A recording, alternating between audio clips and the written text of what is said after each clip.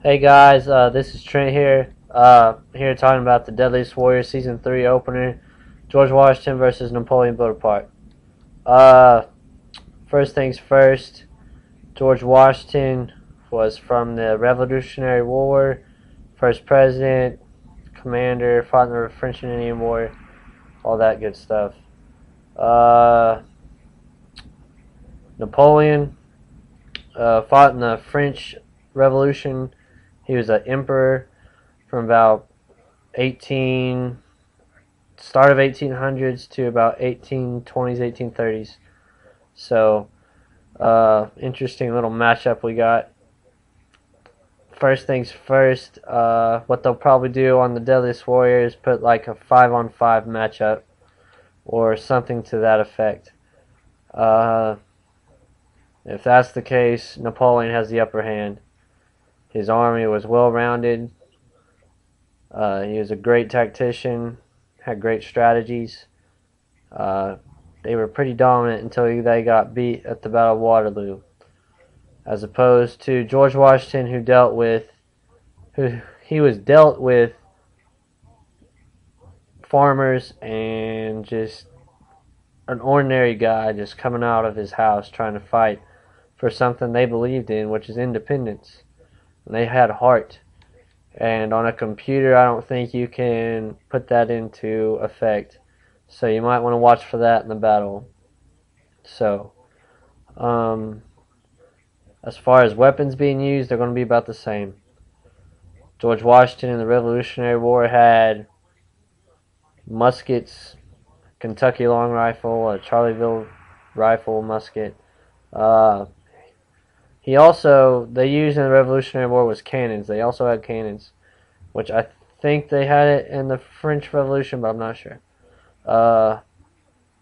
They also will use flintlock pistols, which Napoleon will also use probably.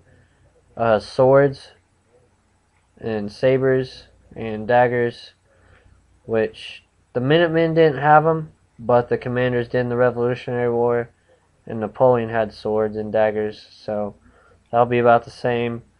And I think something that will be to George Washington's advantage was there's Native Americans where they were at, obviously, so he could have had a tomahawk with him, or also the militia and Minutemen had farm equipment like pitchforks, axes, all sorts of stuff that they used in the Revolutionary War, which I don't think Napoleon had access to. So they're not going to incorporate the navies of each person either, I don't think. I don't see them doing that. So that's that. Napoleon probably has the upper hand on armies. But if it's just a one-on-one boxing bout, heavyweight bout, you need to give it to Washington. Washington was 6'2". Back then, that was a giant. Napoleon was, like 5'5"? 5'5". That's pretty short. There's a lot of girls that are taller than 5'5", but that's pretty short.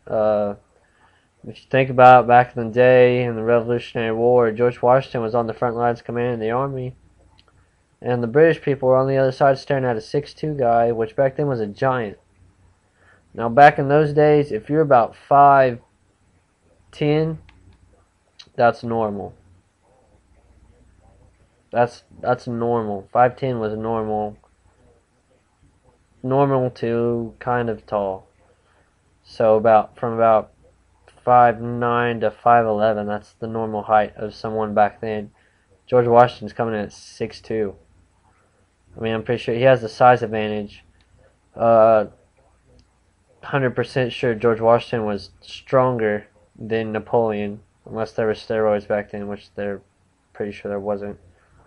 Napoleon would probably have him in quickness, but other than that, I'd say Washington would win hand-to-hand combat. I'm pretty excited about this show, about this season.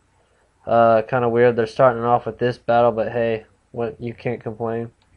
But overall, my choice of winning it I'm going to give the edge to Washington. I say Washington prevails. So there it is. Show comes on July 20th. So be looking for that. Probably going to be in the evenings around 7, 8 o'clock. So be looking for that. I'm excited. Talk to you guys later.